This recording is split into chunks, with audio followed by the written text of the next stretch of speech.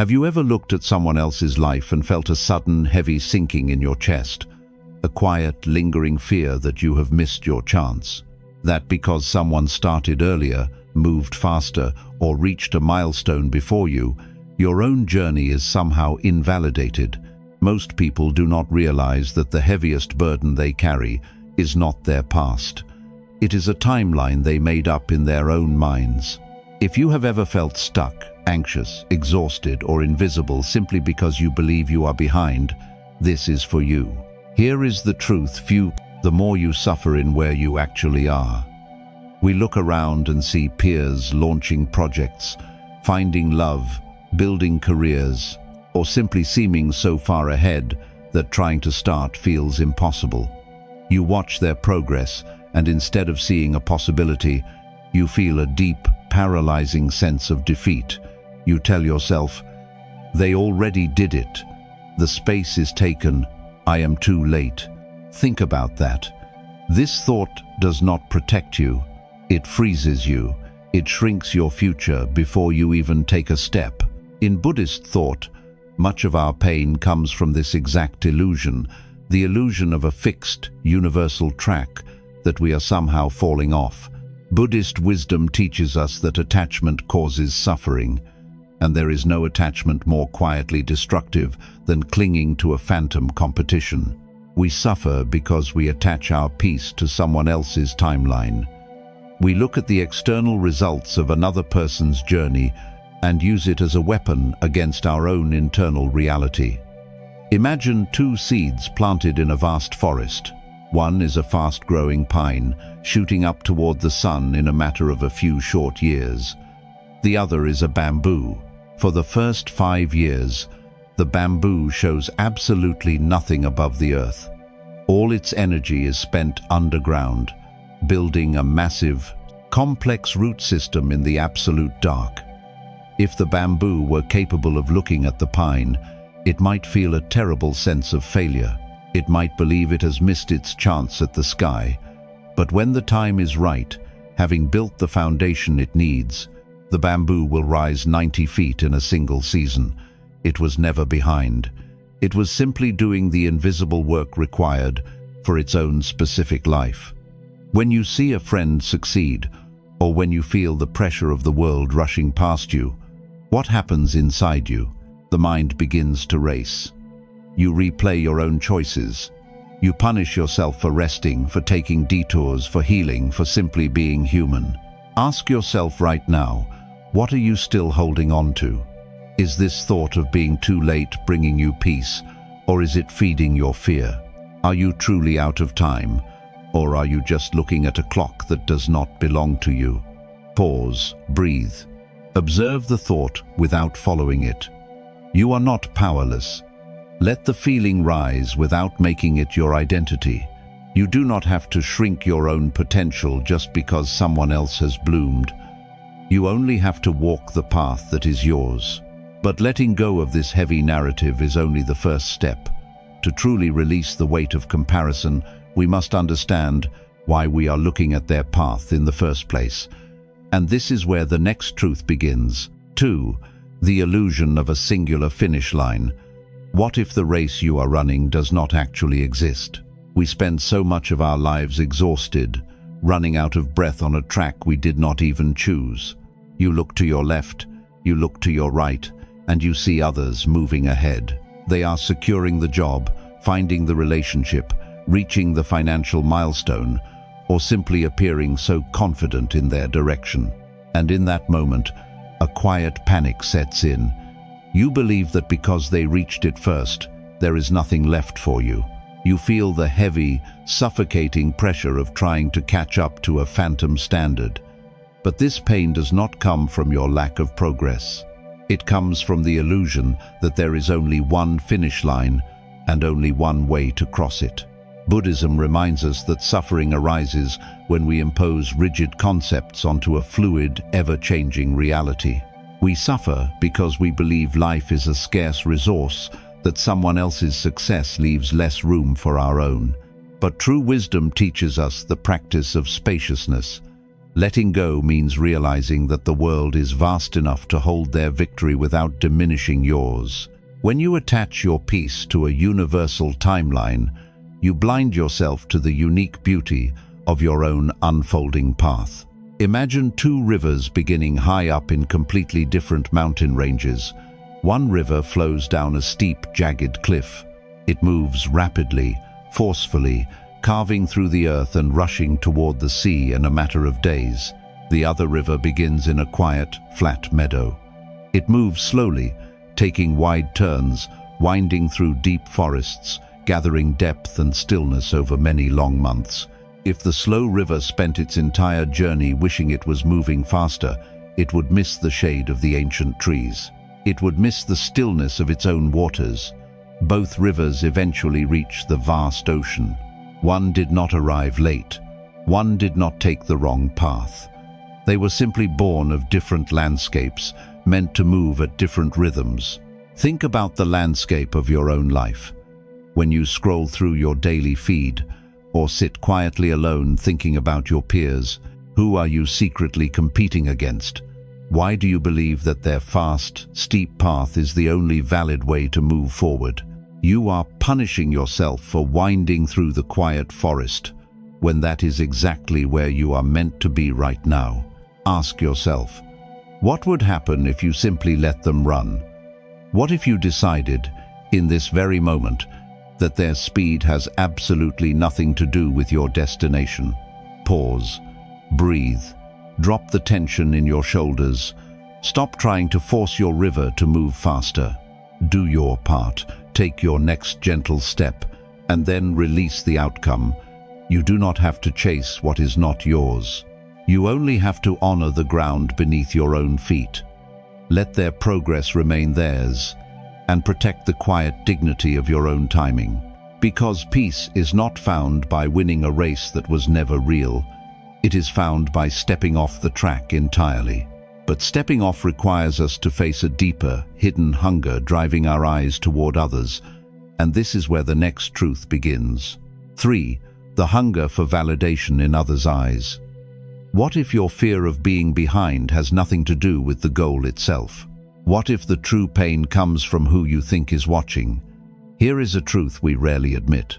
Often, we are not actually mourning the lost time. We are mourning the lost applause. We look at someone who started earlier and see them receiving praise, recognition, and respect for their achievements. We watch them being seen, and suddenly, we feel entirely invisible. The pain of thinking you have missed your chance is deeply tied to the fear that if you do not arrive fast enough, nobody will be there to greet you. You worry that without the milestone you have no value. Buddhism teaches that much of our suffering stems from the hungry ego. The ego cannot exist in silence. It constantly needs to measure itself against something else to feel real. When we attach our self-worth to external validation, we place the key to our happiness in a pocket that does not belong to us. Buddhist wisdom reminds us that as long as we are chasing our reflection in the eyes of others, we will always feel like we are falling behind, because the crowd is fickle and the cheering always fades. Imagine a calm, deep lake on a clear night, perfectly reflecting the bright moon above. The reflection is clear, whole, and beautiful, but then a strong wind blows across the water. The surface breaks into 1,000 frantic ripples, and the reflection of the moon shatters. If you did not look up, you might panic. You might run along the shore, desperately trying to catch the broken pieces of light in the water, exhausting yourself trying to put the moon back together. But the moon in the sky was never broken. It was only the water that was disturbed. When you compare your progress to others, you are staring at the choppy water of the world's opinions. You see someone else's sudden rise, or hear your family praise an old friend's rapid advancement, and the wind begins to blow. You feel shattered. You start working frantically, not out of passion for your own path, but to force the water to be still again.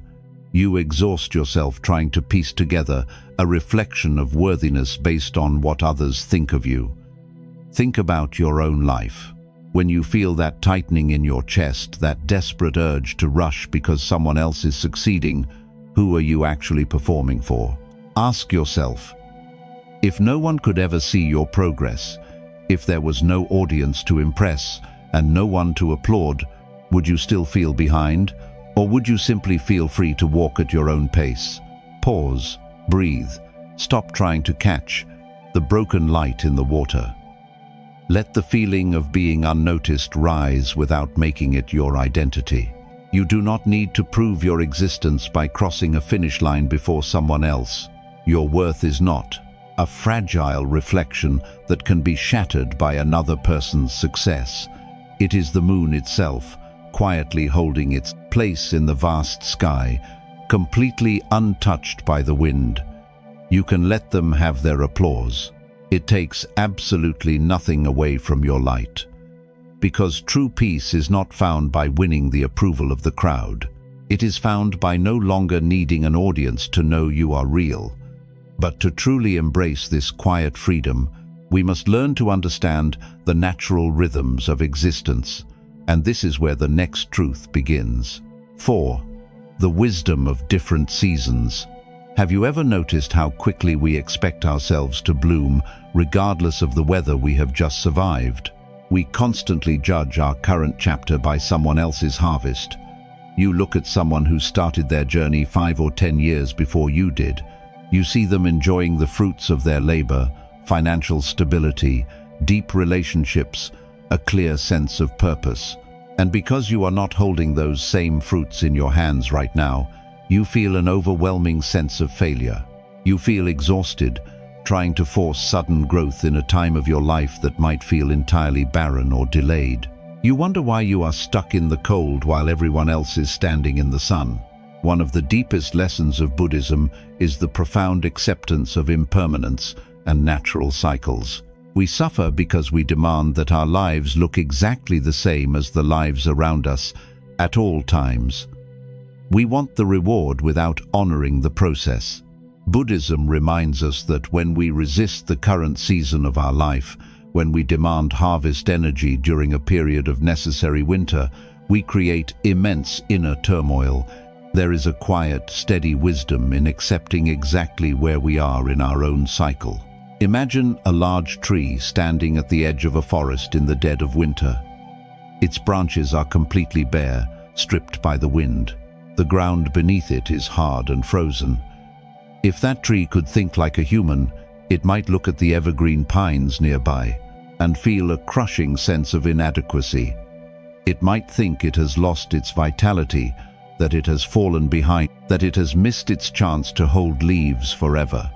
But the tree is not dying. It is resting. It is drawing all its energy deep into its roots, storing its strength in the dark, preparing to survive the frost. It knows instinctively that winter is not a punishment. It is a preparation. When the warmth finally returns, it will unfold its leaves effortlessly. Think about your own timeline. Perhaps you have just weathered a massive storm, a quiet internal struggle, a deep loss, a sudden career reset, or a prolonged period of emotional exhaustion. And yet, the moment the wind stops, you look at others who are blooming, and you demand that same immediate, vibrant growth from yourself. You try to force green leaves onto frozen branches. We forget that some years in our lives are meant for producing, and some years are meant for simply surviving the cold, gathering our strength, and quietly rebuilding our roots in the dark. Ask yourself, are you punishing yourself for not blooming in a season that was meant for resting? Are you comparing your silent winter to someone else's loud summer? Pause, breathe, feel the quiet space around you. Stop trying to force the weather to change. Let life meet you exactly where you are, without demanding it be different. You do not have to apologize for your winter. You are not behind just because your energy is currently underground. The warmth will return when the time is right, and you will grow again. But to truly embrace the season you are in, you must first break the fictional stories you tell yourself about the time you have left. And this is where the next truth begins. 5. Breaking the narrative of too late. What if the concept of being too late is the most convincing lie your mind has ever told you? Here is the truth few people want to face. We obsess over the calendar. We count the years we spent walking in one direction, only to realize the destination was never meant for us. We look at someone who started their journey a decade ago, someone who seemed to know exactly what they wanted early on, and we feel a crushing, suffocating panic. We look at our own age, at the opportunities we missed, and we convince ourselves that the heavy gates of possibility have swung shut forever. We tell ourselves the story of too late. And this story is a quiet, heavy poison. It convinces you that because you did not plant the seed yesterday, there is absolutely no point in touching the soil today. Buddhism teaches us that the past is entirely a ghost. It does not exist anywhere except in our memory. We suffer because we cling tightly to a fictional script about time, a rigid set of rules dictating exactly when our milestones were supposed to happen. In Buddhist thought, the idea of being late implies there is a universal schedule that we have somehow failed to meet. But true wisdom asks us to drop the human clock. The only time we ever truly possess, the only place we can ever actually build, is right now. Clinging to the years you lost only guarantees that you will lose this exact moment. 2. Imagine a weary traveler standing before a massive, heavy iron door. For years, they pull at the rusted handle, rattle the heavy lock, and exhaust their body, trying to force it open. They watch other travelers walk easily through different doors in the distance, and they feel a deep, paralyzing despair. The traveler sits by their locked door, weeping over the days and months wasted trying to open it. But all along, just a few feet to their left, there is a vast, beautiful, completely open field. The traveler is not actually trapped. They are just hypnotized by the closed door. The moment they turn their back on what is locked, the entire world is theirs to walk through. Think about your own life. The locked door is the timeline you missed. It is the chance that slipped away because someone else started earlier. It is the years you spent in the wrong job, investing in the wrong relationship, or hiding from your true calling because you were afraid. You sit on the ground, staring at the time you cannot get back, convinced that your entire future is trapped behind that heavy iron. But your future is not behind that door. Your future is the open field waiting for you to finally turn around. Ask yourself, what are you still holding on to? Are you letting the memory of lost time steal the very real time you have in your hands today? Is the belief that you are too late bringing you peace? Or is it just an excuse to stay sitting in front of a door that will never open? Pause, breathe. Stop pulling at a handle that will not move. Let the grief of lost time rise, and then let it pass like a cloud crossing the empty sky.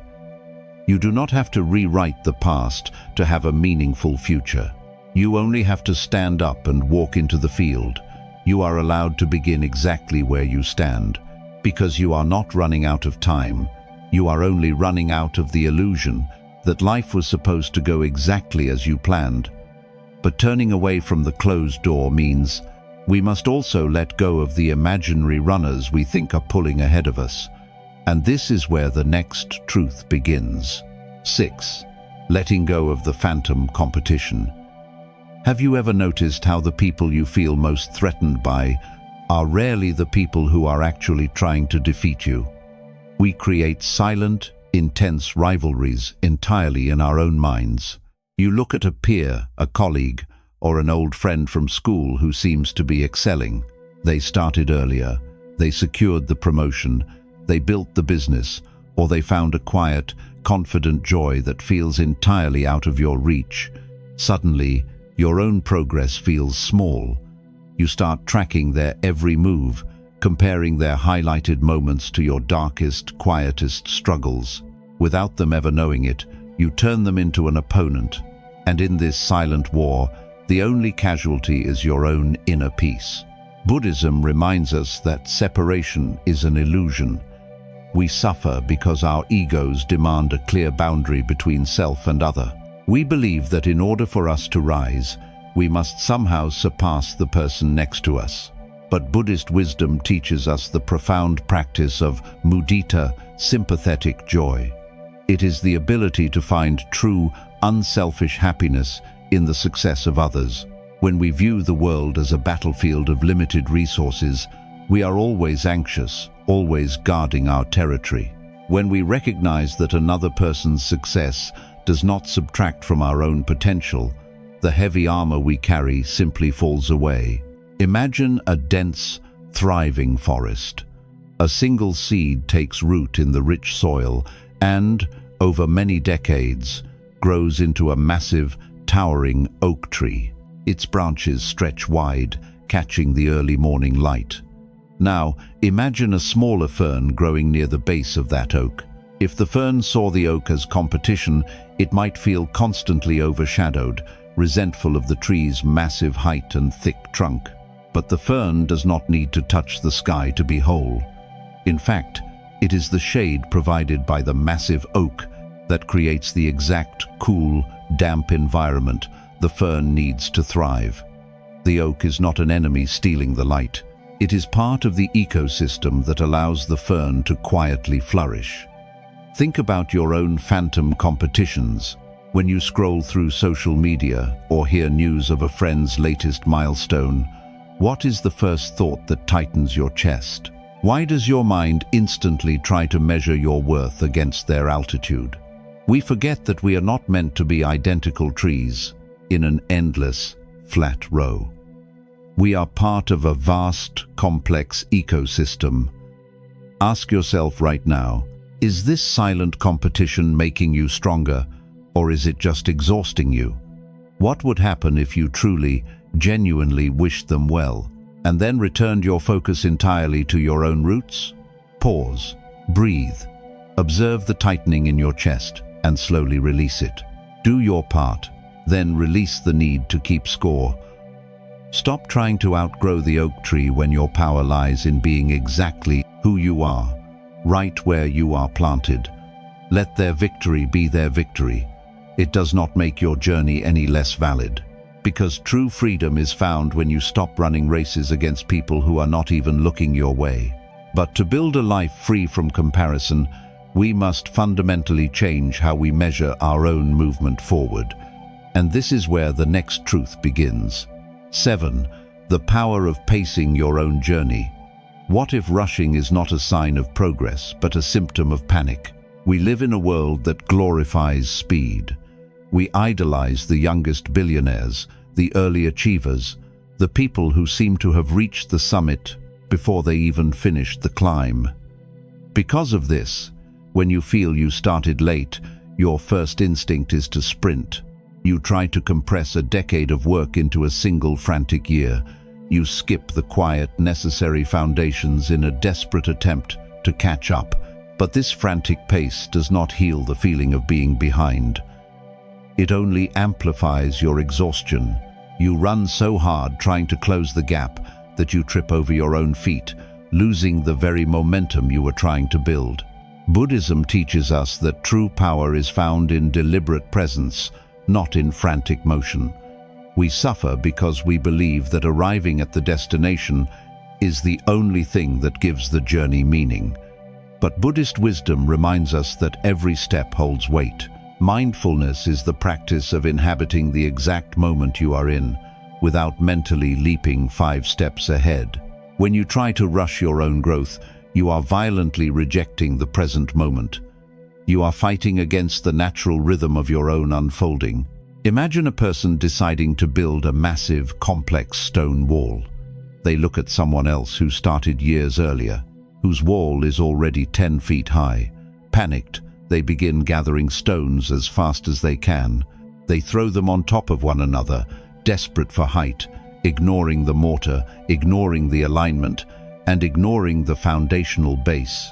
In a matter of days, their wall is tall. But the moment the first strong wind blows, the entire structure collapses into a pile of rubble. The frantic builder now has to start entirely over, while the slow, deliberate builder quietly places one careful stone at a time, creating something meant to last for centuries. Think about your own life. When you feel the intense pressure of having started late, how does it change your behavior? Do you make careful, intentional choices, or do you grab at the fastest, most chaotic path forward? You punish yourself for someone else's head. Start by sabotaging your own foundation. You try to force a harvest without tending to the soil. Ask yourself, are you building something meant to last, or are you just trying to build something fast enough to calm your own anxiety? What would happen if you decided to slow down, knowing that your work requires patience to endure? Pause, breathe. Look down at the single stone in your hand. Place it carefully. Let the urge to sprint rise without letting it control your hands. You do not have to compress your entire life into a frantic race to the finish line. Stop trying to outrun your own timeline. Because true progress is not measured by how fast you cross a finish line. It is measured by the stability of the ground you build beneath you. But to build a steady foundation, we must fiercely protect our quietest spaces, and this is where the next truth begins. 8. Protecting your inner peace from comparison. What if your suffering is not caused by what you lack, but by where you choose to look? Here is the truth we often ignore.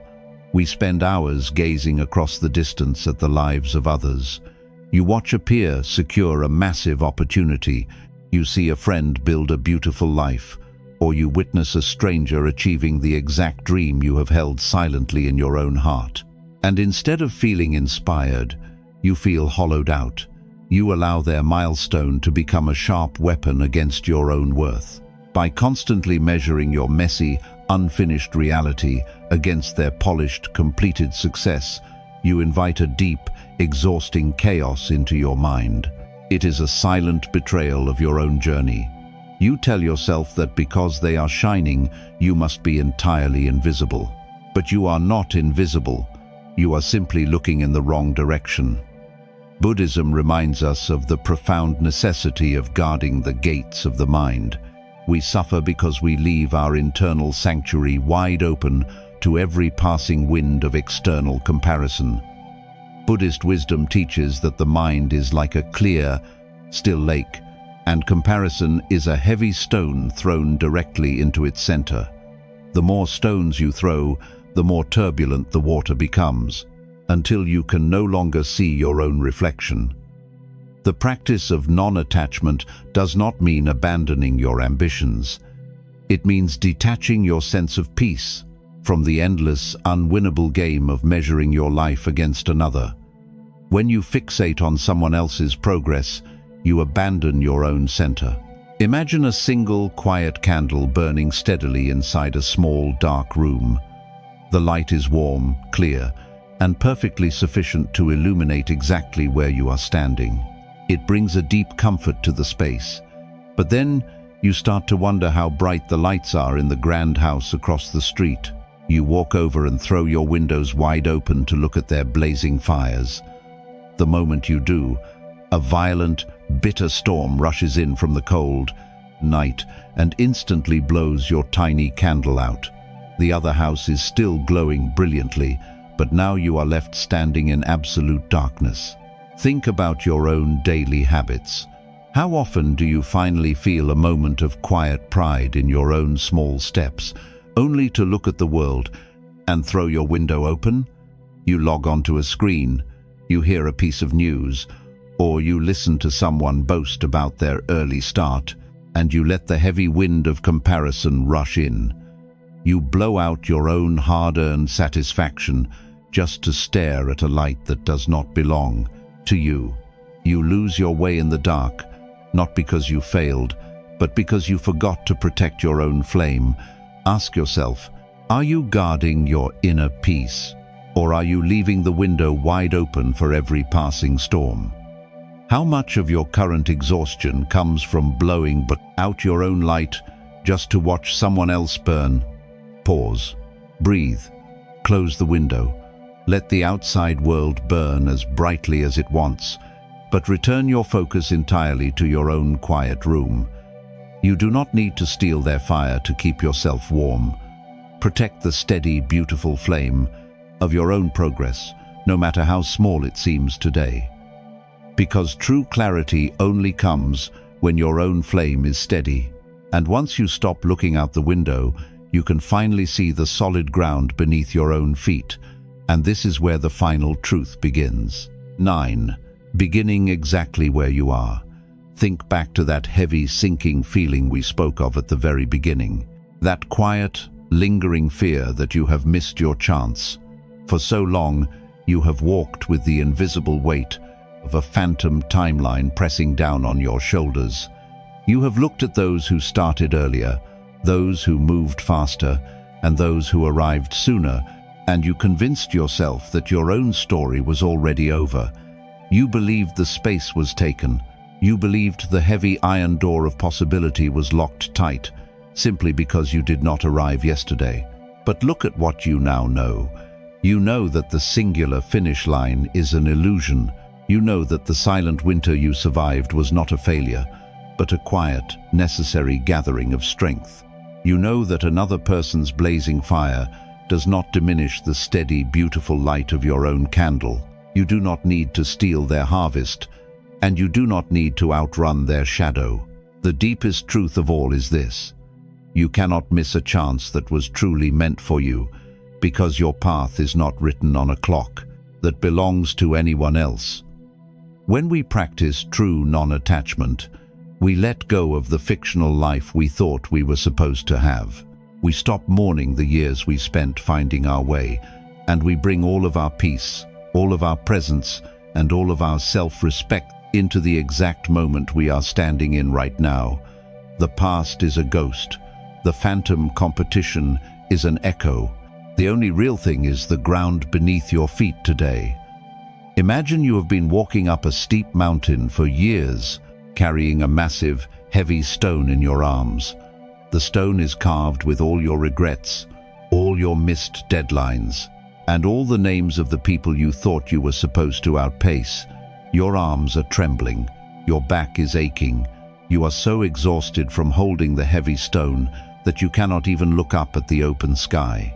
But you do not have to carry it to the top. You never did. You can simply stop, open your hands, and let the heavy stone roll away into the valley below. Imagine the sudden, breathtaking lightness in your chest. Imagine how easily you can walk forward once you are no longer holding on to the desperate burden of being behind. Think about your own life right now. You are standing in the open field. The door is not locked. The ground is ready. Ask yourself, are you ready to open your hands? Are you ready to let their progress remain theirs, so you can finally step fully into your own future? Pause. Breathe. Let the heavy stone fall. You are not behind. You are not too late. You are standing at the absolute beginning of the rest of your life, equipped with a wisdom you could not have gained any other way. Trust your own timing. Let go of the endless race and simply take your next quiet step. If these lessons touched your heart, share this video with someone who may need a little more peace today. Your life is waiting for you exactly where you are,